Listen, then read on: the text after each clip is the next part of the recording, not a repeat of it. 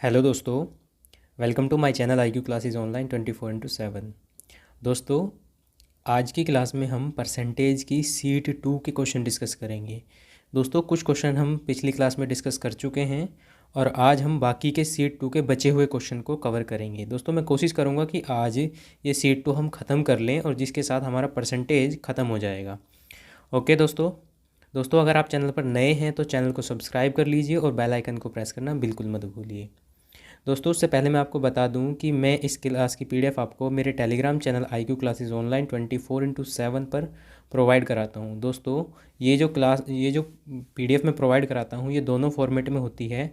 एक with solution होती है और एक विदाउट सॉल्यूशन होती है। दोस्तों, विदाउट सॉल्यूशन से आप क्या कर सकते हैं? विदाउट सॉल्यूशन से आप प्रैक्टिस करके देखिए। आप पहले क्लास लेंगे, फिर विदाउट सॉल्यूशन से प्रैक्टिस करिए और अगर आपसे तब भी कोई प्रॉब्लम होती है तो आप विद सॉल्यूशन में जाके उसका सॉल्यूशन देख सकते हैं। इसके लिए आपको बार बार क्लास देखने की ज़रूरत नहीं पड़ेगी। ओके दोस्तों, और इससे आपका टाइम भी बच जाएगा। दोस्तों, जो मैं आपको क्वेश्चन कराता हूँ वो एक बहुत ही यूनिक वे में और ऐसे क्वेश्चन कराता हूँ ताकि कम से कम समय में आप क्वेश्चन को कर पाएँ। ओके दोस्तों, और सारे के सारे क्वेश्चन जो होते हैं वो एग्ज़ाम ओरिएंटेड होते हैं, इंपॉर्टेंट होते हैं और प्रीवियस ईयर में पूछे गए क्वेश्चन होते हैं। तो दोस्तों, ये बहुत ही ज़्यादा इंपॉर्टेंट क्लास होती है आपके लिए। चलिए दोस्तों, शुरू कर लेते हैं आज की क्लास। आज की क्लास में हमने कुछ क्वेश्चन कर चुके हैं हम सीट 2 के, तो बाकी के आगे क्वेश्चन देखते हैं। देखिए दोस्तों, 13 क्वेश्चन हम इसमें कर चुके हैं। अब आते हैं हम अपने क्वेश्चन नंबर 14 पर, जिसमें जो टाइप 5 का होगा। दोस्तों, टाइप 5 का क्वेश्चन है ये। टाइप 4 तक हम पिछले कर चुके हैं ये। देखिए दोस्तों, क्वेश्चन नंबर 14 जो है ये बहुत ही ज़्यादा इंपॉर्टेंट क्वेश्चन है और ये क्वेश्चन देखिए ये बताएगा आपको। देखिए ये क्वेश्चन क्या कहता है, पहले देख लेते हैं।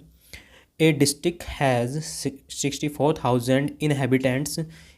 If the population increases at the rate of 2.5% per annum, the number of inhabitants at the end of 3 years will be.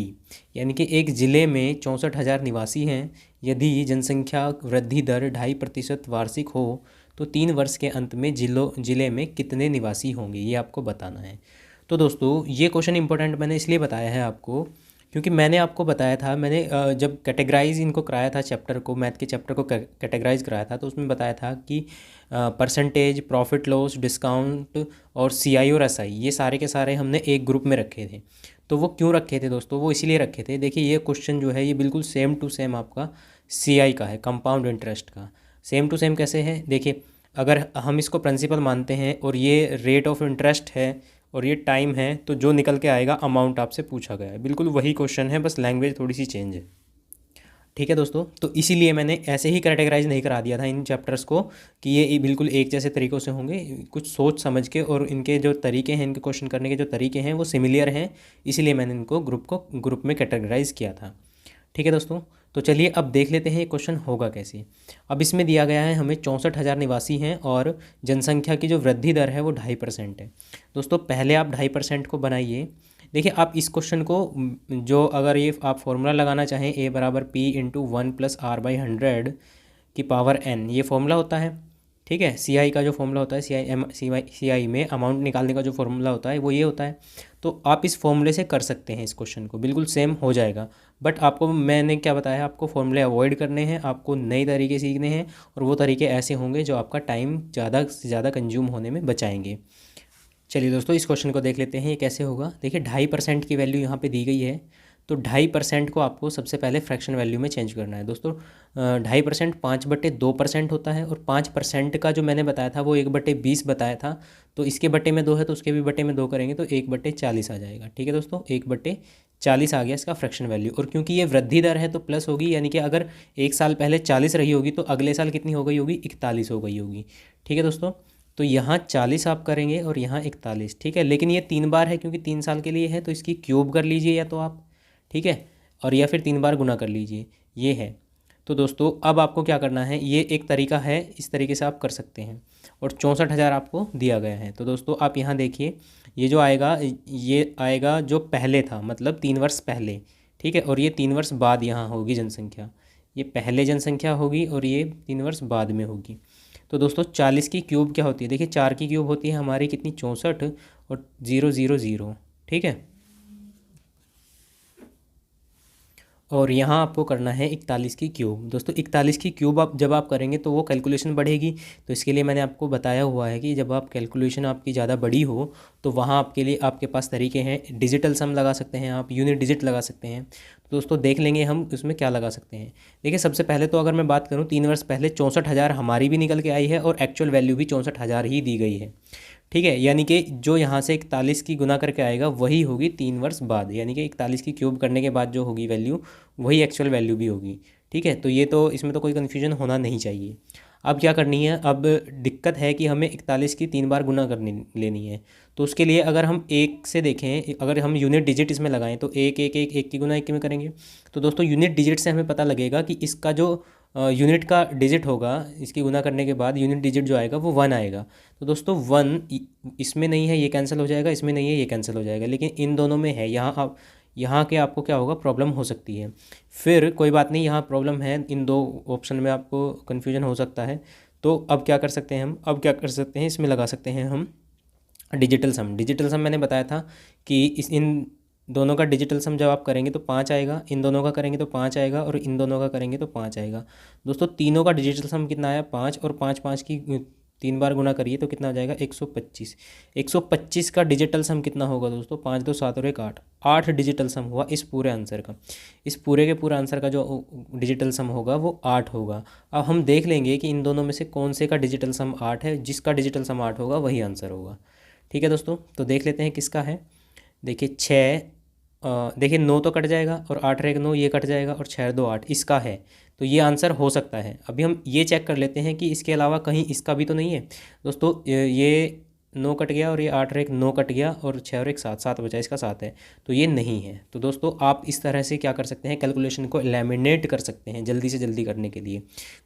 Option eliminate करके आप कर सकते हैं कैलकुलेशन को। ठीक है, तो आपको इस इतनी बड़ी गुना करने की ज़रूरत नहीं पड़ी है कुछ भी। और दोस्तों डिजिटल सम की जब आप प्रैक्टिस कर लेंगे तो वो बहुत जल्दी हो जाता है। और यहाँ मैंने आपको समझाने में थोड़ा टाइम लिया है, लेकिन जब आप इसकी प्रैक्टिस कर लेंगे और आपको ये आ जाएगा डिजिटल सम लगाना, तो ये बहुत आसान पड़ेगा आपको। ज़्यादा टाइम नहीं लगेगा, 10 से 5 सेकंड में ये हो जाएगा। ओके दोस्तों, चलिए ये इसका आंसर होगा। ठीक है, ये वाला। ओके दोस्तों, चलिए अब नेक्स्ट क्वेश्चन देख लेते हैं। इस क्वेश्चन में काफ़ी ज़्यादा टाइम लग गया। देखिए, the population of a village has increased annually at the rate of 25%। If at the end of 3 year it is 10,000, the population in the beginning of the first year was. दोस्तों ये उल्टा पूछा गया है। एक गांव की जनसंख्या प्रतिवर्ष 25% की दर से बढ़ती है। यदि 3 वर्ष के अंत में गांव की जनसंख्या 10,000 है तो पहले साल की शुरुआत में गांव की जनसंख्या कितनी थी। दोस्तों 25% की दर से बढ़ रही है। तो दोस्तों 25% को आप कितना लिखेंगे, यहाँ 25% की जो होती है फ्रैक्शन वैल्यू 1/4 होती है। ठीक है, ये बढ़ रही है तो 4 से 5 हो रही है। ठीक है, यानी कि अगर पहले 1 साल पहले 4 रही होगी तो अगले साल कितनी हो गई होगी, 5 हो गई होगी। ठीक है, बाद में, लेकिन ये 3 साल का है क्योंकि, तो इसकी क्यूब कर देंगे। ठीक है, स्केलिंग फैक्टर जो आएगा वो क्यूब करके आ जाएगा। तो दोस्तों ये कितना होगा हमारा, 4 चौक 16 चौका 64 इसका आ जाएगा। और यहाँ कितना आएगा, 5 पंजे 25 पंजे 125। दोस्तों अब हमें जो दिया गया है वो वैल्यू दी गई है बाद वाली, यानी कि ये वाली 125 पार्ट की जो वैल्यू दी गई है वो 10,000 दी गई है।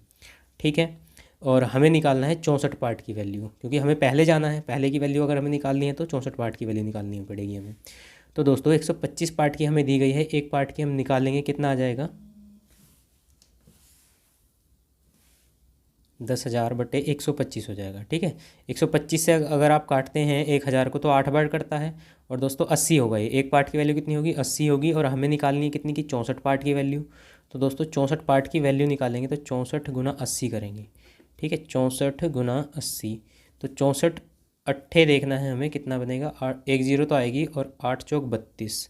तो दोस्तों 1 0 के से पहले 2 आएगा, तो 1 जोड़ से पहले 2 इसी में है। ठीक है, इस तरह से आप करेंगे, आराम से हो जाएगा क्वेश्चन, ज़्यादा दिक्कत नहीं होगी। ठीक है, क्योंकि इसमें 2 0 है, इसमें 2 0 है, इसमें 3 0 है, और दो से ज़्यादा, एक से ज़्यादा जीरो तो कहीं बन ही नहीं रही है।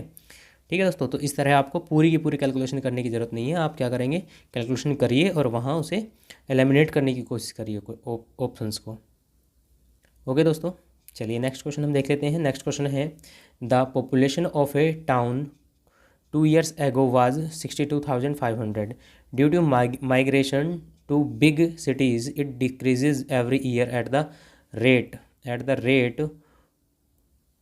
Rate of 4%। The present population of the town is, ये आपको बतानी है। यानी कि 2 वर्ष पहले एक शहर की जनसंख्या 62,500 थी। यदि बड़े शहरों की ओर स्थानांतरण के कारण प्रतिवर्ष जनसंख्या 4% की दर से घटती है तो शहर की वर्तमान जनसंख्या क्या है। देखिए दोस्तों, अब की बार घट रही है, पहले क्या थी, बढ़ रही थी, अब की बार घट रही है, और घट रही है तो बाद में कम होगी और पहले ज़्यादा रही होगी। तो दोस्तों इसमें आपको 4% की दर दी गई है।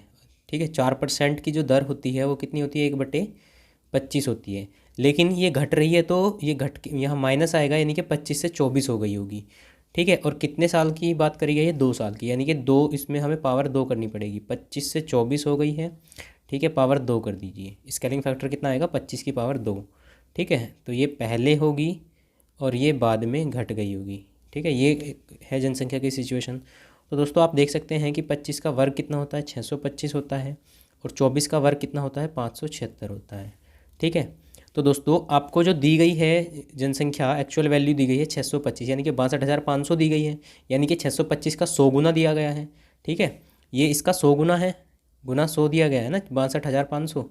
ठीक है, तो ये भी इसका 100 गुना रहा होगा, कितना रहा होगा, ये भी 57,600, यानी कि ये घट के कितनी हो गई होगी, ये घट के 57,600 रही होगी 62,500 से। ठीक है, तो 57,600 आप देख सकते हैं, option A is right answer. ठीक है, इस क्वेश्चन को करने में आपको कोई दिक्कत नहीं होगी, बिल्कुल ईजी क्वेश्चन है। नेक्स्ट क्वेश्चन हम देख लेते हैं, ये भी इसी तरह का क्वेश्चन है। The value of A machine is 6,250। It decreases by 10% during the first year, 20% during the second year and 3rd% during the third year. What will be the value of the machine after 3 year. एक machine का मूल्य 6,250 रुपये है। पहले वर्ष इसका मूल्य 10%, दूसरे वर्ष 20% और तीसरे वर्ष 30% घटता है। 3 वर्ष के बाद मशीन का मूल्य क्या होगा। दोस्तों अब की बार इन्होंने क्या किया है, अब की बार इन्होंने तीनों वर्षों के लिए अलग अलग दर दी है। ठीक है, जब तीनों वर्षों के लिए अलग अलग दर दी है तो उसमें भी कोई प्रॉब्लम नहीं है। जब वो एक ही दर दे रहा था 3 वर्ष के लिए तो हम क्यूब कर रहे थे, क्यूब करने का मतलब तीनों के उतनी ही गुणा कर रहे थे। ठीक है, 3 बार। लेकिन अब की बार अलग अलग दर दी है तो हम अलग अलग रख लेंगे। देखिए दोस्तों, 10% की दर से जब घटेगा तो वो 10 से कितना होगा, 10 से कितना हो जाएगा, 9, 10 से 9 हो जाएगा, क्योंकि 10% की वैल्यू कितनी होती है, 1/10 होती है। 20% की जो वैल्यू होती है, फ्रैक्शन वैल्यू, वो होती है दोस्तों 1/5। तो दोस्तों अगर दूसरे साल वो 5 रहा होगा, 5 से घट के कितना हो गया होगा, 4 दूसरे साल में। ठीक है, फिर तीसरे साल के लिए स्केलिंग फैक्टर 30% दिया गया है, तो 30% का स्केलिंग फैक्टर कितना होगा, 3/10 रहा होगा। यानी कि अगर पहले 10 रही होगी तो फिर कितनी हो गई होगी, 7 रही होगी। ठीक है, तो ये सिचुएशन है 3 साल पहले की और ये सिचुएशन है 3 साल बाद की। ठीक है, ये घटी है इसलिए इधर वाला कम आएगा और इधर वाला ज़्यादा आएगा। तो दोस्तों 10 दूनी 20, 100, 100 पंजे 500, 500 तो यहाँ आ गया 500 पार्ट, और यहाँ इनकी मल्टीप्लाई कर लेनी है हमें, कितना आ जाएगा, 7 निम 63, 63 चौका करेंगे दोस्तों, 63 चौका होगा आपका 256। ठीक है, 128, 126, हाँ सॉरी 126 दूनी 252 आएगा। ठीक है, 252 आएगा। तो दोस्तों अब आप देख सकते हैं कि इसकी वैल्यू 500 पार्ट की वैल्यू 6,250 दी गई है। ठीक है, और हमें निकालनी है 252 पार्ट की वैल्यू। तो दोस्तों यहाँ से देखिए आप, 500 पार्ट की वैल्यू कितनी दी गई है, एक्चुअल वैल्यू 6,250। ठीक है, और आपको एक पार्ट की वैल्यू आप निकाल लेंगे तो 6,250 बटे 500, और निकालनी है हमें 252 पार्ट की। तो दोस्तों 252 पार्ट की निकालने के लिए आप इसमें गुना कर देंगे 252 की। ठीक है, मैं यही कर दे रहा हूँ डायरेक्ट ही, 252 की। तो दोस्तों 1 0 से 1 0 काट लीजिए, और क्या कटेगा यहाँ, 25 से कट जाएगा ये, 25 दूनी 50, और 25 से 25 बार कटेगा, और 2 से ये कट जाएगा, 1 2 6, 126 गुना 25 आ गया दोस्तों, 126 गुना 25। अब हम जाते हैं यहाँ से, हमें गुना करनी नहीं है, हम यहाँ या तो डिजिटल सम लगाएंगे या यूनिट डिजिट देखेंगे। तो 5 6 30, यानी कि 1 0 आनी चाहिए, वो तो आई हुई है। चलो 25 छिक्का 150, 50 भी इन 3 में है, 1 में नहीं है। ठीक है, अगर हम देखते हैं इसे डिजिटल सम से, तो 6 2 8 और 1 9, 9 हो गया, तो 0 आना चाहिए। 0 देख लेते हैं किसका डिजिटल सम है दोस्तों। तो यहाँ है 6 6 2 8, 8 5 12, यानी कि 3 है, ये तो नहीं है। यहाँ देख लेते हैं 5 3 8, ये भी नहीं है। और यहाँ देख लेते हैं 5 और 1 6 3 9, यानी कि ये हो सकता है। और यहाँ है कितना, 5 3 8 और 1 9, यहाँ भी ये भी हो सकता है, बट ये इसलिए नहीं है क्योंकि जब 25 की गुना 6 में करेंगे तो 150 आएगा, 25 का 150, यानी कि लास्ट में आएगा 50। तो दोस्तों लास्ट में 50 आना चाहिए और उसमें लास्ट में 50 नहीं है, लास्ट में 10 है, तो इसलिए ये भी नहीं होगा, ऑप्शन सी ही राइट होगा। ठीक है, ये ऐसे करना है आपको, वरना आप गुना कर लीजिए, कोई इतनी ज़्यादा बड़ी प्रॉब्लम है नहीं इसमें भी गुना करने में। ठीक है, बट अवॉइड करिए जहाँ तक हो सके इस चीज़ों को। चलिए दोस्तों, ये टाइप 5 आपका कंप्लीट हो गया है। अब हम शुरू करते हैं टाइप 6 के क्वेश्चन। ठीक है, ये क्वेश्चन कैसे हैं, ये मिक्सचर पर रिलेटेड क्वेश्चन है, मिक्सचर एलिगेशन से। अब देखिए इसमें क्या कहा गया है, क्वेश्चन नंबर 18 में इसमें कहा गया है, in an alloy there are 12% of copper to get 69 kg of copper, how much alloy will be required. ठीक है, यानी कि एक मिश्र धातु में 12% तांबा है। ठीक है, तो 69 किलोग्राम यानी कि 69 किलोग्राम तांबा पाने के लिए कितने मिश्र धातु की ज़रूरत होगी। ठीक है, ये आपको बताना है। क्वेश्चन आसान है, इसमें कोई ज़्यादा बड़ी प्रॉब्लम नहीं है। देखिए दोस्तों, 12% तांबा है एलॉय में, यानी कि अगर एलॉय 100% रहा होगा, ठीक है, तो उसमें 12% तांबा है। बट अब क्या कह रहा है कि अगर 69 किलोग्राम हमें तांबा चाहिए तो पूरा एलॉय कितना लेना पड़ेगा, यानी कि 69 किलोग्राम तांबा चाहिए हमें, तो ये तांबे की वैल्यू होगी, और तांबा तो 12% है। दोस्तों 12% की वैल्यू 69 दी गई है। ठीक है, और हमें 100% की निकालनी है, एलॉय की पूछी गई है, तो अगर आप 100% की निकालेंगे तो वो कितनी निकलेगी, 69/12 इंटू 100। ये करना पड़ेगा आपको। 3 से काटेंगे 23 बार, 3 से काटेंगे 4 बार, 4 से काटेंगे 25 बार, तो 25 की 23 में गुना करनी है। दोस्तों 25 दिया होते हैं 75, 7 बचेगा, 25 दूनी 50 और 7 57, 575 किलोग्राम में आपका 69 kg तांबा निकलेगा। ठीक है, अगर आप 575 किलोग्राम एलॉय लेते हैं तो उसमें 69 kg क्या निकलेगा आपका, तांबा निकलेगा। ठीक है दोस्तों, ऑप्शन बी राइट आंसर हो जाएगा। ओके, बिल्कुल आसान क्वेश्चन था, इसमें कोई प्रॉब्लम ज़्यादा बड़ी है नहीं। नेक्स्ट क्वेश्चन को देख लेते हैं। 40 litre of a mixture of milk and water contains 10% of water, the water to be added to make the water content 20% in the new mixture is. दोस्तों दूध और पानी के एक 40 लीटर के मिश्रण में, ये और है यहाँ और लगा लीजिए, दूध और पानी के एक 40 लीटर मिश्रण में 10% पानी है। इस मिश्रण में कितना पानी और मिलाया जाए ताकि नए मिश्रण में 20% पानी की मात्रा हो जाए। ठीक है, तो दोस्तों ऐसे क्वेश्चन को करने के लिए आपको ध्यान रखना है। देखिए 40 लीटर दिया गया है, 40 लीटर में क्या है, मिल्क है और वाटर है। ठीक है, अब 40 लीटर में मिल्क और वाटर कितना कितना है देख लेते हैं। 40 लीटर में 10% पानी है। दोस्तों 40 का 10% कितना होता है, देखिए 40 का जो 10% होता है वो होता है 4। ठीक है, तो 4 अगर पानी है इसमें 4 लीटर, तो दोस्तों बाकी के 36 लीटर क्या रहा होगा, मिल्क रहा होगा। अब क्या करना है हमें अब करना है कि इसमें कितना पानी और मिलाया जाए। दोस्तों पानी ऐड करना है। देखिए दोस्तों, आपको एक चीज़ पकड़नी है कि अगर हम कोई चीज़ ऐड कर रहे हैं उसमें, ठीक है, तो अरे ये क्या हो गया, अगर हम कोई चीज़ ऐड कर रहे हैं तो उसमें क्या है, वो चीज़ बदल जाएगी, लेकिन जो चीज़ जिसको हम नहीं छेड़ रहे हैं वो सेम रहेगी। ठीक है, तो उस जो सेम रहेगी उसी के अकॉर्डिंग हमें लेके क्वेश्चन को करना है। ठीक है, अगर आप पानी मिला रहे हैं, इसमें पानी मिला रहे हैं और पानी मिलाने से 20% पानी हो जाएगा, तो दोस्तों पानी 20% हो जाएगा तो 80% क्या बनेगा, नए मिश्रण में ये नया मिश्रण है। नया मिश्रण में जो वैल्यू होगी, देखिए यहाँ जो थी वो वैल्यूज़ वो 10% और 90% थी, लेकिन नए मिश्रण में क्या होगा, 20% और 80% हो जाएगी। ठीक है, 20% और 80% दोनों वैल्यू हो जाएंगी। अब आप एक बात पकड़ने की है जो मैंने बताई है आपको, कि जो चीज़ आप मिलाएंगे, ठीक है, जो चीज़ आप मिलाएंगे वो बदल जाएगी, और जो बदल जाएगी वो सेम नहीं रहेगी। ठीक है, जो सेम रहेगी उसको बराबर रखना है। तो दोस्तों यहाँ पानी तो बदल रहा है, लेकिन मिल्क पहले भी 36 लीटर ही था और अब भी 36 लीटर ही है, क्योंकि पानी तो नहीं मिलाया ना हमने दूध मिलाया है और ना ही दूध निकाला है। ठीक है, दूध 36 लीटर पहले भी था और 36 लीटर अब भी है, बट डिफरेंस इतना आ गया है कि पहले 36 लीटर 90% की वैल्यू थी, अब 36 लीटर 80% की वैल्यू होगी। ठीक है दोस्तों, ये समझ में आया ना 36 लीटर 80% की क्यों होगी, क्योंकि हमने पानी मिला दिया है और पानी मिलाने से पूरा का पूरा ओवरऑल मिश्रण जो है वो भी बढ़ जाएगा।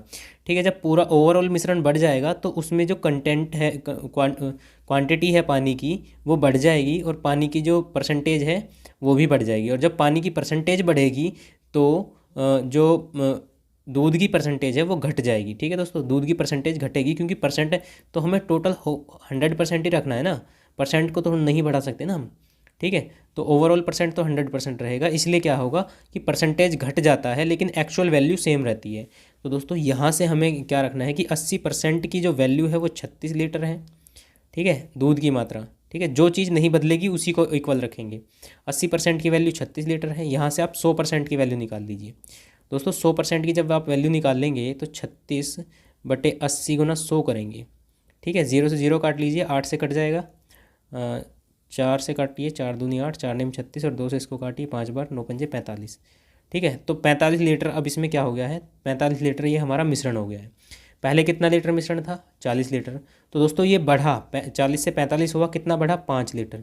और 5 लीटर क्यों बढ़ा है, क्योंकि उसमें पानी मिलाया गया है। क्या मिलाया गया है, पानी मिलाया गया है। ठीक है दोस्तों, दूध उतना ही रहा था तो पानी मिलाया गया है, और यही पूछा गया है कि कितना लीटर पानी मिलाया जाना चाहिए, 5 लीटर। ठीक है दोस्तों, ये आपका राइट आंसर हो जाएगा। क्लियर है, इसी तरह आपको इस क्वेश्चन को करेंगे, बहुत ही आसान तरीके से क्वेश्चन है। नेक्स्ट हम देख लेते हैं, नेक्स्ट क्वेश्चन में कहा गया है fresh fruits content 68% water and dry fruit content 20% water. How much dry fruit can be obtained from 100 kg of fresh fruits. देखिए दोस्तों, ताज़े फल में 68% पानी है और सूखे फल में 20% पानी है। 100 किलोग्राम ताज़े फल से कितने किलोग्राम सूखे फल निकाले जा सकते हैं। तो दोस्तों मैंने आपको बताया है जो चीज़ नहीं बदलेगी उस पर फोकस करना है। अब आप एक बात बताइए, जब 68% पानी था, ठीक है, तो पानी के अलावा जो फल होगा, पानी के अलावा जो उसमें फल होगा, पानी के अलावा फल जो होगा यानी कि ठोस पदार्थ जो होगा वो 32% रहा होगा पहले, और वो 32%, और जब पानी सूख गया है, क्योंकि सूख, जैसे आप बात करते हैं अंगूर की, अंगूर ले लीजिए और अंगूर से आपने क्या बना दिया है, किशमिश बन जाते हैं अंगूर से। तो जब अंगूर था तो उसमें 68% पानी था, लेकिन जब वो सूख गया, सूख के किशमिश बन गया, तो उसमें 20% पानी बचा। तो दोस्तों आप, क्योंकि वो पानी उसमें से सोख लिया गया है तो पानी की मात्रा कम हुई है, पानी की मात्रा कम हुई है तो पानी की मात्रा बदली है, और जो नहीं बदली है वो मात्रा क्या है, वो है उसके ठोस पदार्थ की। ठीक है, उस फल के ठोस पदार्थ की मात्रा नहीं बदली है। ठीक है, यानी कि वो मात्रा जो थी वो पहले 32% थी और अब 80% हो गई है टोटल की। ठीक है, और पूछा गया है कि 100 किलोग्राम ताज़े फलों से। दोस्तों 100 किलोग्राम, आपको फोकस किस पर करना है, ठोस पदार्थ पर। तो दोस्तों 100 किलोग्राम में कितना ठोस पदार्थ है ताज़े में, 68 का मतलब 32% है। यहाँ लिख देता हूँ मैं ठोस पदार्थ, और वो ठोस पदार्थ क्या होगा, गूदा जिसको बोलेंगे हम। ठीक है, ठोस पदार्थ है 100 किलो में कितना है, 32% है। 100 किलो में 32% है। तो दोस्तों और यहाँ इधर कितना है, 80% है, तो वो x का मान लेते हैं, x का 80% बनेगा। ठीक है, तो दोस्तों अब यहाँ से आपको x की वैल्यू निकालनी है, और जो x की वैल्यू होगी वही होगी सूखे फल की वैल्यू। ठीक है दोस्तों, परसेंट से परसेंटेज यहाँ से कट जाएगा, परसेंट से परसेंटेज को काटिए, और 8 चौक 32, 8 से काटेंगे 10 बार, और इस 10 से 0 कट जाएगी, यानी कि 10 चौक 40 आ जाएगा, यानी कि x की वैल्यू कितनी आ गई, 40 kg। ठीक है दोस्तों, तो ये 40 kg मिलेगा। 100 किलोग्राम जो हमने अंगूर लिया था उसमें 40 किलोग्राम क्या मिलेगा हमें, ये किशमिश मिलेगा। ठीक है दोस्तों, 40 किलोग्राम किशमिश मिलेगा। क्लियर है, इस तरह से आपको क्वेश्चन को करना है, बस उस चीज़ पे फोकस करिए जो नहीं बदल रही है, उसी चीज़ को इक्वल रखना है आपको। ठीक है, तो ठोस पदार्थ 32% था पहले, और बाद में ठोस पदार्थ 80% हो गया था, तो दोनों को इक्वल कर लीजिए और मात्रा आपकी निकल के आ जाएगी। ठीक है दोस्तों, चलिए नेक्स्ट क्वेश्चन को देख लेते हैं, क्वेश्चन नंबर 21। दोस्तों 21 में कहा गया है, in what ratio must a mixture of 30% alcohol strength to be mixed with that of 50% alcohol strength so as to get a mixture of 45% alcohol strength. देखिए दोस्तों, 30% एल्कोहल वाले एक मिश्रण को 50% एल्कोहल वाले एक मिश्रण में किस अनुपात में मिलाया जाए कि प्राप्त मिश्रण में 45% एल्कोहल हो जाए। दोस्तों इस क्वेश्चन को बड़े ही आसानी से एलिगेशन मेथड से हम इसको कर सकते हैं, ठीक है। बस एलिगेशन की जो शर्तें होती हैं वो ये होती है कि एलिगेशन में हमें लगानी 3 चीज़ों की ज़रूरत होती है, एक यहाँ होगी, एक यहाँ होगी और एक होती है मध्य में, ठीक है। ये 3 चीज़ होती हैं और तीन की एलिगेशन की कंडीशन ये होती है कि ये जो तीनों चीज़ें हैं वो एक ही होनी चाहिए। जैसे इसमें भी अल्कोहल दिया है, इसमें भी अल्कोहल दिया है और यहाँ बाद में भी अल्कोहल दिया है मिश्रण के बाद में, ठीक है। यानी कि ये कंडीशन तो पूरी होती है कि तीनों में एक ही चीज़ होनी चाहिए, अल्कोहल का ही कंसंट्रेशन हमें लेना है तीनों में, ठीक है। और इसमें क्या होता है कि ये जो बीच वाला है, बीच वाले से एक ये कम होता है और एक ज़्यादा होता है, ठीक है।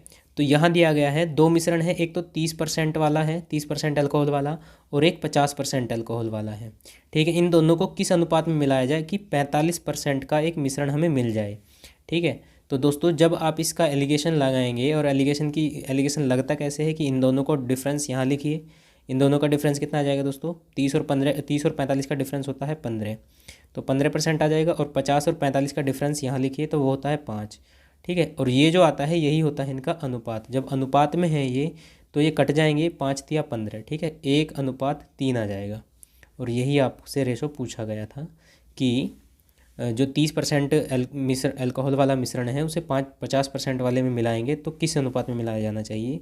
तो दोस्तों वो 1:3 के अनुपात में मिलाया जाना चाहिए, ठीक है। ऑप्शन बी राइट आंसर हो जाएगा। ऑप्शन डी मत कर देना, इसमें 3:1, उल्टा नहीं कर सकते आप इसको, 1:3 ही रहेगा, ठीक है दोस्तों।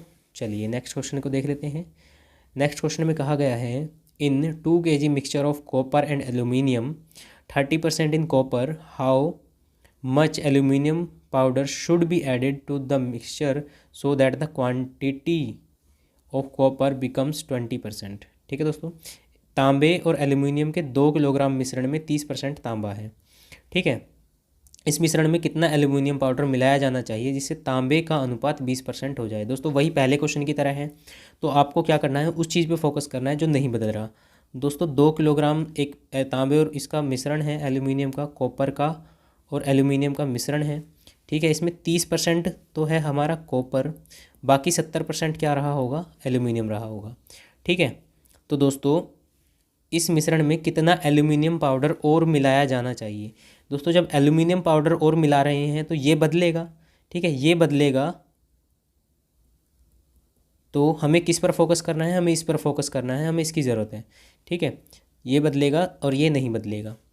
तो दोस्तों जो 2 किलो का 30% है वो कितना होगा, 2 किलो मतलब 2000 और इसका 30% हमें निकालना है। तो दोस्तों कितना हो जाएगा, ये हो जाएगा 600 ग्राम, ठीक है दोस्तों।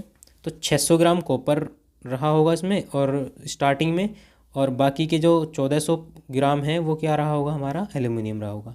बट बाद में हमने और एल्यूमिनियम मिलाया, और एल्यूमिनियम मिलाने से क्या हुआ कि इसमें 20% तांबा हो गया। तांबा अब कितना हो गया, 20% हो गया। पहले 30% था, अब 20% हो गया, ठीक है। अब 20% ये हो गया तो 80% ये रहा होगा, ठीक है। ये बाद में है दोस्तों, बाद में मैंने क्या बताया आपको, जो चीज़ नहीं बदलेगी वो चीज़ उठानी है। तो बदली क्या नहीं है, ये वाला नहीं बदला है 600 ग्राम जो कॉपर है, क्योंकि मिलाया तो हमने ये है ना, ठीक है, एल्यूमिनियम मिलाया है। तो दोस्तों 600 ग्राम पहले 30% की वैल्यू थी, अब 20% की होगी। तो दोस्तों 20% की वैल्यू अब 600 ग्राम है, तो 100% की वैल्यू कितनी हो जाएगी, 20 पंजे 100 कर दीजिए, 6 पंजे कितना हो जाएगा, 3000 ग्राम, ठीक है, 3000 ग्राम हो जाएगा। तो दोस्तों हमने इसमें कितना मिलाया है, पहले ये था 2000 ग्राम, अब कितना मिला दिया इसमें, 1000 ग्राम, तभी तो 3000 ग्राम होगा, ठीक है दोस्तों। तो 1000 ग्राम इसमें आंसर आ जाएगा हमारा। चलिए नेक्स्ट क्वेश्चन देख लेते हैं, क्वेश्चन नंबर 23। दोस्तों 23 क्वेश्चन नेक्स्ट टाइप के हैं। ये क्वेश्चन इनकम एंड एक्सपेंडिचर पर बेस्ड है, ठीक है। इसमें कहा गया है the bus fare and train fare of a place where from Kolkata were 20 rupees and 30 rupees respectively. Train fare has been increased by 20% and the bus fare has been increased by 10%. The ratio of new train fare to new bus fare is, ठीक है, यानी कि कोलकाता से किसी स्थान के लिए बस किराया और ट्रेन किराया क्रम से 20 रुपये और 30 रुपये है। ट्रेन के किराए में 20% की वृद्धि होती है और बस के किराए में 10% की वृद्धि की जाती है। तो नए ट्रेन के किराए और बस के किराए में आपको अनुपात बताना है दोस्तों। ये लिखा ट्रेन का, पहले बस का है, ये बस है और ये ट्रेन है। बस का किराया पहले 20 रुपये था और अब कितना है, सॉरी, बस का किराया 20 रुपये और ट्रेन का किराया 30 रुपये था। ट्रेन के किराए में 20% की वृद्धि की गई है दोस्तों। इसे बढ़ाया गया है 20% और इसे बढ़ाया गया है कितना परसेंट, 10%। ठीक है दोस्तों, बस का किराया 10% बढ़ाया गया है। तो दोस्तों अब नया ट्रेन का किराया और बस के किराए का अनुपात बताना है, यानी कि इसका और इसका अनुपात बताना है।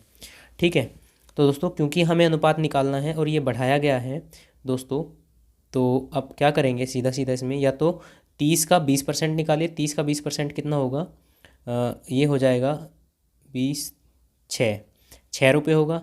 ठीक है, या आप क्या करेंगे, क्योंकि 20% बढ़ाया गया है तो 120% कर दिया गया है। ठीक है, 20% बढ़ाने का मतलब है 120% और 10% बढ़ाने का मतलब है 110%। ठीक है, तो दोस्तों 30 का 120% कितना होगा, 12×3 = 36, कितना हो जाएगा, 36 हो जाएगा।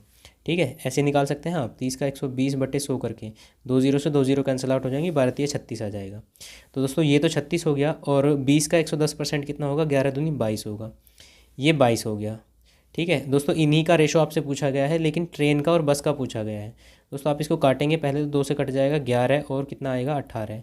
ठीक है, लेकिन रेशो इसका और इसका पूछा गया है, ट्रेन का और बस का, तो ट्रेन का 18 और बस का 11, यानी कि 18:11 आएगा आंसर। ठीक है दोस्तों, ऑप्शन बी राइट आंसर हो जाएगा। क्लियर है, इसमें गलती मत कर देना, 11:18 मत कर देना, क्योंकि इसमें पूछा ही गया है ट्रेन और बस का। तो दोस्तों ये वाला आंसर राइट होगा हमारा। ओके, नेक्स्ट क्वेश्चन देख लेते हैं, question number 24।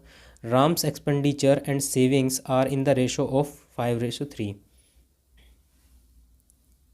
If his income increases by 12% and expenditure by 15%, then by how much percent does his saving increase। दोस्तों राम के खर्च और बचत का अनुपात दिया गया है 5 और 3। ठीक है, उसकी आय 12% बढ़ जाती है और खर्च 15% बढ़ जाता है। उसकी बचत में बचत कितने प्रतिशत बढ़ेगी, ये आपको बताना है। तो दोस्तों जो आय होगी, आय क्या होती है, आय होती है खर्च, जितना हमने खर्च कर दिया और जितनी हमने सेविंग करी है, बचत करी है, उन दोनों का योग होता है। आय बराबर खर्च प्लस बचत होती है। तो दोस्तों क्योंकि यहाँ खर्च और बचत का अनुपात दिया है 5 और 3 का, ठीक है, ये दिया है, तो दोस्तों आय कितनी रही होगी, 5 और 3 प्लस करके 8 रही होगी। तो आय बढ़ी है 12%, यानी कि ये बढ़ी है 12%, और 12% बढ़ने का मतलब कितना हो जाएगा, ये 112%, डायरेक्ट लिख रहा हूँ मैं। ठीक है, और खर्च बढ़ जाता है आपका 15%। ठीक है, खर्च जो बढ़ जाता है वो 15%, 15% का मतलब 115% हो जाता है। ठीक है, तो आपको यहाँ बताना है कि उसकी बचत कितने प्रतिशत बढ़ेगी। तो दोस्तों बचत का प्रतिशत आपको बताना है, तो हम देख लेते हैं पहले। आय 8 रुपये से बढ़ के, यानी कि अगर 8 रुपये रही होगी तो 8 से बढ़कर कितनी हो गई, 112%, इसको बढ़ा देना है। ठीक है, तो 12×7 = 84, 12×8 = 96, यानी कि 896, यानी कि 8.96 हो गई है अब इसके जो आय है, यानी कि 8.96 अब वो कमाने लगा। पहले 8 कमा रहा था, अब 8.96 कमा रहा है। ठीक है, खर्च कितना होने लगा है, अब खर्च होने लगा है दोस्तों 15×5 = 75, यानी कि 575, यानी कि 5.75 रुपये खर्च होने लगा है। तो दोस्तों अब आप एक बात बताइए, अब वो 8.96 रुपये कमा रहा है और 5.75 रुपीज़ खर्च कर रहा है, तो दोस्तों उसकी बचत अब कितनी रही होगी, इसमें से इसको घटाएंगे। दोस्तों 8.96 और 5.75, 1 2 और 3, 3 to 1, यानी कि 3.21 अब उसकी बचत हो गई है। ठीक है, 3.21। तो बचत में भी वृद्धि हुई है। कितनी वृद्धि हुई है, पहले 3 रुपये की बचत थी, अब कितने की है, 3.21 की। तो दोस्तों 0.21 की वृद्धि 3 पर हुई है और गुना कर देंगे 100 की, तो ये वृद्धि परसेंट निकल जाएगा इसका। ठीक है, ये 2 अंक बाद पॉइंट है और ये 2 0 है, कट जाएगा, 3×7 = 21 आ जाता है। 7% दोस्तों इसकी जो बचत है वो बढ़ी है। ठीक है, 7%। क्लियर है, इस तरह इस क्वेश्चन को आप आसानी से कर सकते हैं। चलिए नेक्स्ट क्वेश्चन की तरफ बढ़ते हैं। नेक्स्ट क्वेश्चन है, a man spends 75% of his income, his income increase by 20% and he increased his expenditure by 15%, his saving will be then will be increased by. दोस्तों इसी तरह का क्वेश्चन है, एक व्यक्ति अपनी आय का 75% खर्च करता है और उसकी आय 20% बढ़ा दी जाती है। दोस्तों देखिए यहाँ क्या कहा गया है, 75% खर्च करता है वो अपनी आय का, यानी कि 75% खर्च करता है तो 25% वो बचाता होगा, तो तभी उसकी टोटल आय 100% रही होगी। ठीक है, ये आय है, ये बचत है, और ये उसका खर्च है, ये दिया गया है। अगर आप इसका रेशो निकालना चाहें तो रेशो निकाल सकते हैं। ठीक है, अदरवाइज़ आप इसको परसेंटेज ना मान के रुपये मान लीजिए। ठीक है, ये 100 रुपये, ये 25 रुपये और ये 75 रुपये। अब उसने उसने क्या कहा गया है कि उसकी आय 20% बढ़ जाती है। दोस्तों आय 20% बढ़ने का मतलब है 100 से 120% हो गई है। ठीक है, यानी कि अगर उसकी 100 रुपये थी तो अब 120 हो गई है। ठीक है, ये 20% बढ़ गई आय। वह अपने खर्च को 15% बढ़ा देता है। दोस्तों खर्च को 15% बढ़ा रहा है, खर्च ये था, इसको 15% बढ़ाने का मतलब है 115 कर देना, या 75 का आप 15% निकाल लीजिए। ठीक है, चलिए 115 कर देते हैं इसको, तो दोस्तों इतनी हो जाती है। अभी देख लेते हैं इसमें क्या करना पड़ेगा हमें। गुना करेंगे तो ज़्यादा बड़ा बैठेगा। दोस्तों इसको क्या करिए, आप स्टार्टिंग में ही क्या कर लीजिए, काट लीजिए। जब आप इसको स्टार्टिंग में काट लेंगे, 25 से कट जाएगा, ये 25 से 3 बार, ये 25 से 1 बार, और ये 25 से 4 बार। ठीक है, तो दोस्तों ये है, और जब इस 4 में आप बढ़ाएंगे, यानी कि 4 रुपये का आप कितना करेंगे, 20% बढ़ाएंगे, तो दोस्तों 4 रुपये का बढ़ाने का मतलब है 12 चौक 48, यानी कि 4.8 हो जाएगा। ठीक है दोस्तों, 4.8 रुपये हो जाएगा आय उसकी। और इनकम की अगर हम, खर्च की अगर हम बात करते हैं, तो खर्च 115 तिया कितना होता है, 345, यानी कि 3.45 हो जाएगा।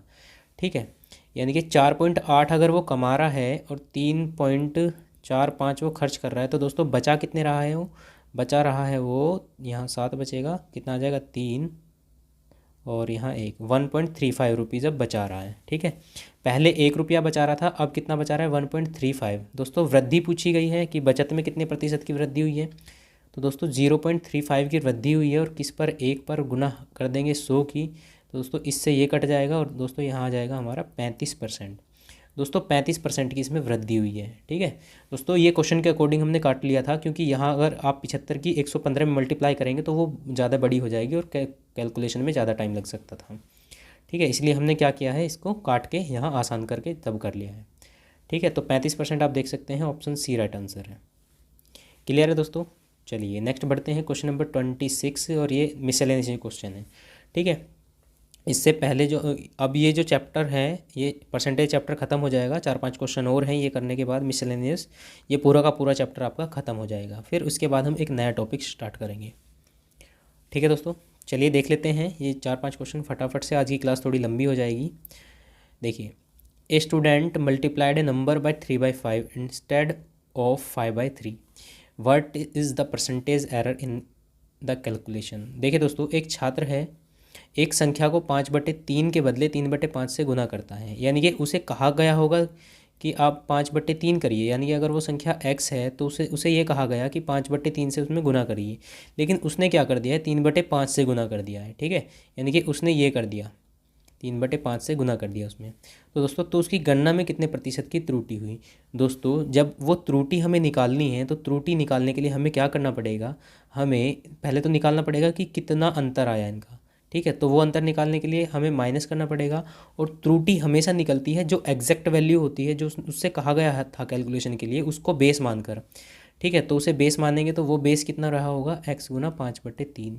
ठीक है, तो या तो आप इस तरह करिए x वगैरह मान के, या फिर अगर आप इतना नहीं करना चाहते हैं तो आप ये करिए सीधा कि उसे, एक छात्र को इस संख्या का 5/3 करने को कहा गया, उसने 3/5 कर दिया। ठीक है, यानी कि उसने 5/3 करने को कहा गया और उसने कर दिया 3/5 है। ठीक है, तो उसका जो अंतर आया, यानी कि त्रुटि जो है वो इतनी है, लेकिन किस पर है, वो 5/3 पर है। ठीक है, आप इस तरह भी करेंगे तो तब भी आ जाएगा, क्योंकि यहाँ भी वही बात है, यहाँ x कट जाएगा। ठीक है, तो दोस्तों 5×5 = 25 और 3×3 = 9, 25 में से 9 जाते हैं 16, 16/15 बचेगा, और यहाँ 5/3 बचेगा। ठीक है, आप अब इसको काटेंगे तो ये 3, 16×3 = 48, और यहाँ आ जाएगा 15×5 = 75। ठीक है, इतना आ जाएगा। कुछ कट रहा है, बिल्कुल कट रहा है, 3 से काट लीजिए 25, और 3 से काट लीजिए 16। ठीक है, और 16/25 आ गया है इतना। दोस्तों ये 100 बनाना है हमें, क्योंकि परसेंटेज अगर हम बनाना है तो ये 100 होना चाहिए। 100 होने के लिए इसमें 4 से गुना करिए, इसमें भी 4 से गुना करिए। दोस्तों ये आ जाएगा 64, और बट्टे 100 होगा, और परसेंटेज में बनाने के लिए 100% से आप इसमें गुना करेंगे। दोस्तों ये कट जाएगा, तो 64% यहाँ आपका आंसर होगा, और ये देख सकते हैं आप, ये वाला क्वेश्चन आंसर है।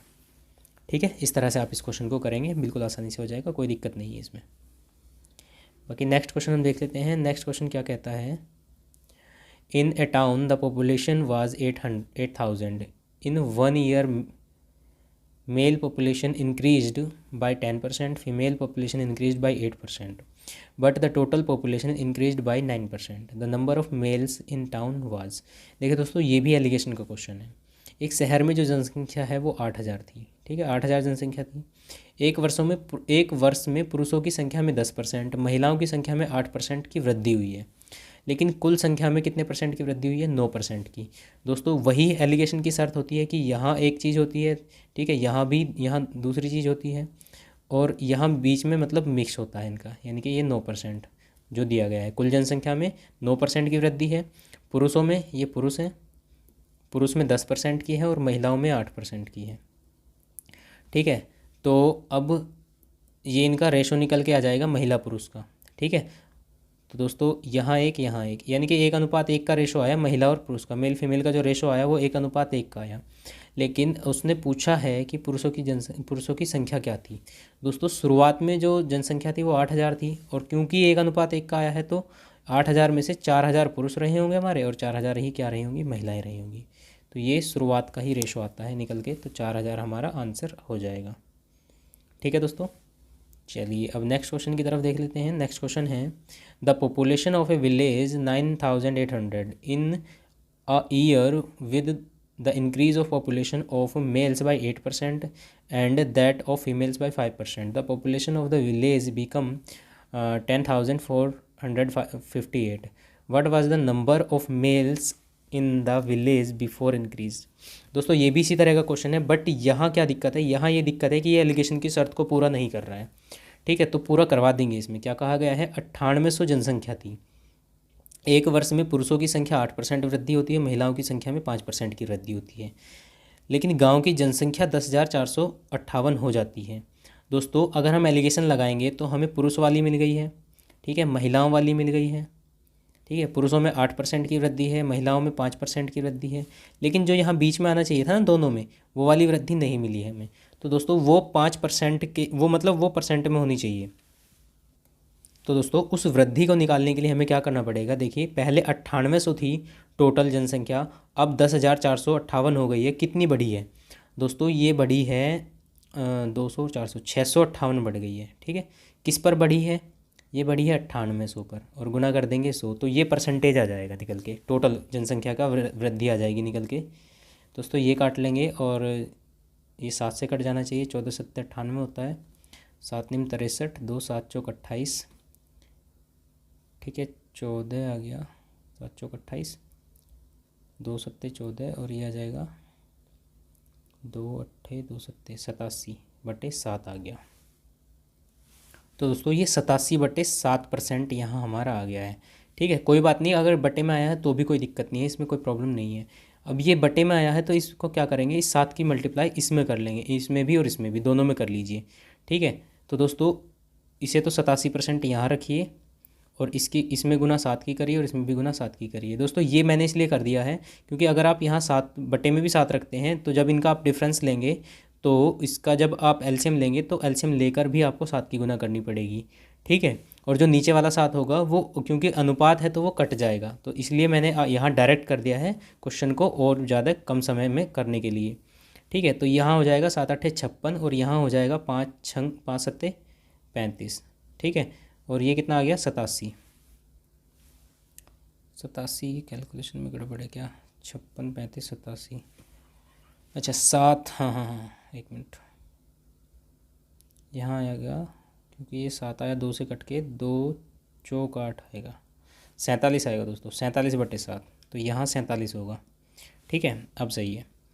अब ये कैलकुलेशन जो एलिगेशन की शर्त है वो भी पूरी कर रहा है, क्योंकि ये इससे कम है और ये इससे ज़्यादा भी है। 56 से 47 जाएंगे दोस्तों, कितना बचेगा, एलिगेशन अगर हम लगाते हैं तो 3 और 6 9 बचेगा, और यहाँ कितना बचेगा, 5 7 12, ठीक है। ये अनुपात आ जाएगा, और अगर इनको काटेंगे तो 4:3 का अनुपात आएगा, ठीक है दोस्तों। देखिए ये आपको, उम्मीद करता हूँ मैं, आपको समझ में आ रहा होगा, ठीक है। अगर नहीं आ रहा है तो मैं इसको, आपको दूसरा तरीका भी है इसका करने का, लेकिन मैं चाहता हूँ आप इसको कम से कम समय में करिए क्वेश्चन को। ठीक है, 4:3 इनका जो रेशो है वो रहा होगा। अब इसमें क्या कहा गया, वृद्धि से पूर्व गांव में पुरुषों की संख्या क्या थी। तो 4 और 3 7, 7 पार्ट की जो वैल्यू है वो तो दी गई है, वृद्धि से पूर्व 9800 की दी गई है, और आपसे पुरुषों की संख्या पूछी गई है, यानी कि 4 पार्ट की वैल्यू पूछी गई है। दोस्तों 7 से इसको काटेंगे, कितने बार कटेगा, ये कटेगा 7 एकम 7, 7 चौक 28, 1400 बार। ठीक है, और 14 की गुना 4 में कर देंगे तो 1400 गुना 4, 14 दूनी 28, दूनी 56। दोस्तों 5600 राइट आंसर हो जाएगा आपका, 5600 पुरुष थे उसमें, और ये आप देख सकते हैं ऑप्शन सी राइट आंसर है। ओके दोस्तों, चलिए अब बढ़ते हैं नेक्स्ट क्वेश्चन की तरफ। नेक्स्ट क्वेश्चन नंबर 29 हमारा है। देखिए दोस्तों 29 में कहा गया है, an individual pays 30% income tax, on this tax he has to pay a surcharge of 10%, thus the net tax rate he has to pay is. देखिए दोस्तों क्या है कि एक व्यक्ति 30% आयकर का भुगतान करता है, इस कर पर उसे 10% अतिरिक्त अतिभार देना पड़ता है, तो कुल कर की दर क्या है, आपको कुल टैक्स आपको बताना है। दोस्तों यानी कि अगर एक व्यक्ति 100 रुपये कमा रहा है, ठीक है, तो उसे क्या करना पड़ता है, इनकम टैक्स देना पड़ रहा है 30% का, यानी कि 100 रुपये का 30%, 30 रुपये तो उसे देना ही देना पड़ा है। अब क्या हुआ कि इस कर पर दोस्तों, इस टैक्स पर, यानी कि जो इसने दिया टैक्स है उस पर उसे 10% अतिरिक्त भार देना पड़ा। ठीक है, तो 30 रुपये का 10% अगर आप निकालते हैं तो 30 का 10%, मैं यहाँ निकाल देता हूँ, 30 का 10% कितना होता है, 3 रुपये। तो 3 रुपये उसे और देना पड़ा, यानी कि ओवरऑल उसे कितने रुपये देने पड़े हैं, 100 पर 33 रुपये देने पड़े हैं। ठीक है दोस्तों, ओवरऑल उसे टैक्स के रूप में कितने रुपए देने पड़े हैं, 33 रुपये उसे देने पड़े हैं। तो दोस्तों तो कुल कर की दर क्या है, वही पूछा गया है। दोस्तों कुल कर की दर भी वही होगी, क्योंकि उसे 33 रुपये 100 पे देने पड़े हैं, तो 33% ही उसकी कुल दर रही होगी। ठीक है दोस्तों, कर की दर क्या रही होगी, 33% ही रही होगी, क्योंकि बेस हमने 100 रुपये मान लिया था पहले ही। ठीक है, तो आप देख सकते हैं ऑप्शन सी राइट आंसर है। क्लियर है दोस्तों। चलिए नेक्स्ट क्वेश्चन देखते हैं, question number 30। In a class the average score of girls in an examination is 73 and that of boys is 71। The average score for the whole class is 71.8। Find the percentage of girls. देखिए दोस्तों ये भी allegation का ही question है। एक परीक्षा में एक कक्षा की लड़कियों का औसत प्राप्तांक 73 है और लड़कों का औसत प्राप्तांक 71 है। ठीक है, पूरी कक्षा का औसत प्राप्तांक 71.8 है। ठीक है, लड़कियों के प्रतिशत आपको ज्ञात करना है। दोस्तों प्रतिशत हम बता देंगे, क्योंकि एवरेज निकल जाए, वो सॉरी एवरेज बोल रहा हूँ मैं, अनुपात निकल जाएगा। अनुपात निकल जाएगा तो उससे हम क्या निकाल सकते हैं, प्रतिशत भी निकाल सकते हैं। ठीक है, तो यहाँ गर्ल्स दी गई हैं और बॉयज़ दिए गए हैं। ठीक है, गर्ल्स की जो प्राप्तांक है वो 73 है और बॉयज़ का कितना है, 71 है, और ओवरऑल पूरी कक्षा का कितना है, 71.8 है। ठीक है, तो एलिगेशन की शर्त कंप्लीट है, तो यहाँ आप क्या कर दीजिए, फटाफट से इनका अंतर ले लीजिए।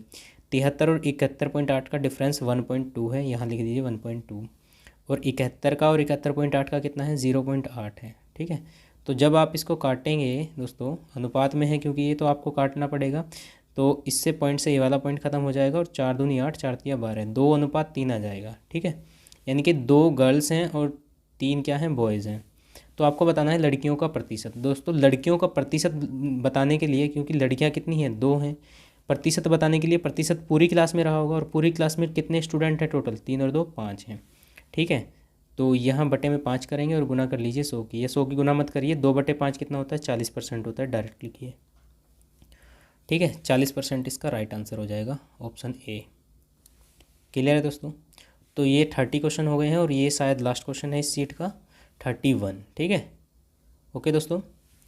इन an office 40% of the staff is female, 70% of the female staff and 50% of the male staff are married. The percentage of unmarried staff in the office is. देखिए दोस्तों, एक कार्यालय में स्टाफ का 40% महिलाएं हैं।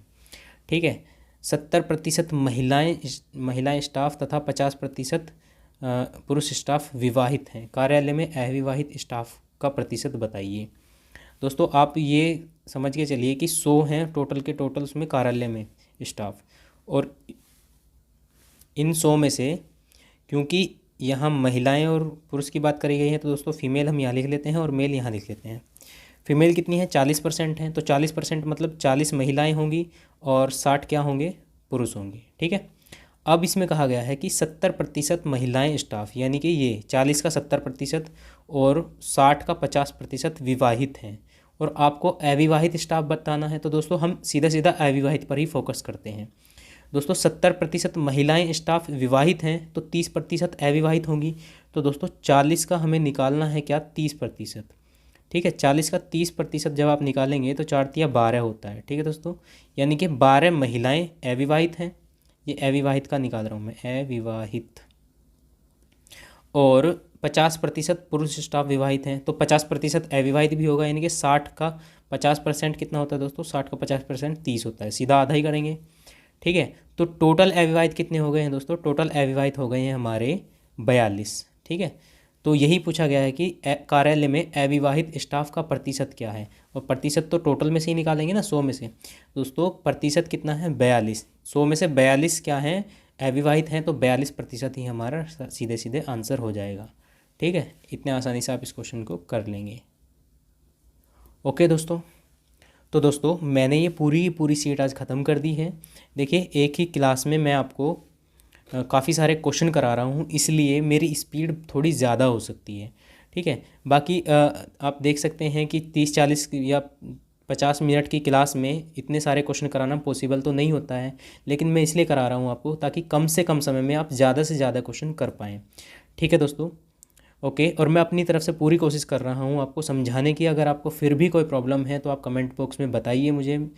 ठीक है, अगर नहीं दिक्कत, या आप क्या कर सकते हैं, दोबारा इसको क्वेश्चन को रिपीट करके देख सकते हैं। ओके दोस्तों, देखिए मैंने आपसे एक प्रॉमिस किया था, और उस प्रॉमिस को निभाने के लिए मैं भी आपको फुल स्पीड में पढ़ा रहा हूँ। इससे क्या होता है, मेरा भी गला सूख जाता है और बड़ी प्रॉब्लम होती है मुझे पढ़ाने में, वरना मैं भी आराम आराम से पढ़ा सकता था। ठीक है, बट टाइम को देखते हुए, क्योंकि हमें एक लिमिटेड टाइम में बहुत सारा मैटर कंप्लीट करना है, तो दोस्तों इसलिए हमें क्या करना पड़ेगा, थोड़ी स्पीड तो रखनी ही पड़ेगी। अदरवाइज़ मैं भी क्या करता, परसेंटेज में 30-40 क्वेश्चन कराता और पूरा का पूरा ख़त्म कर देता। लेकिन लगभग मैंने आपको काफ़ी सारे क्वेश्चन करा दिए हैं, 70-80 क्वेश्चन, 80 हाँ ज़्यादा ही करा दिए हैं, 50 इसमें थे, 31 में 81 क्वेश्चन कराए हैं। और दोस्तों हर तरह के क्वेश्चन मैंने आपको इसमें करा दिए हैं। ठीक है दोस्तों, और मुझे नहीं लगता कि इतने क्वेश्चन से बाहर जो भी कोई प्री लेवल का क्वेश्चन होगा, प्री लेवल का क्वेश्चन पेपर होगा, उसमें इससे बाहर तो क्वेश्चन नहीं जाएगा। ठीक है दोस्तों, तो दोस्तों आज की क्लास को यहीं रोकते हैं। क्लास आपको कैसी लगी कमेंट सेक्शन में ज़रूर बताएं, और दोस्तों चैनल पर नए हैं तो चैनल को सब्सक्राइब भी कर लीजिए। ओके दोस्तों, वीडियो अच्छी लगी है तो अपने दोस्तों के साथ शेयर ज़रूर करिए, लाइक करिए दोस्तों। ओके दोस्तों, thanks for watching my video. मिलते हैं एक नए टॉपिक के साथ, तब तक के लिए बाय बाय, टेक केयर।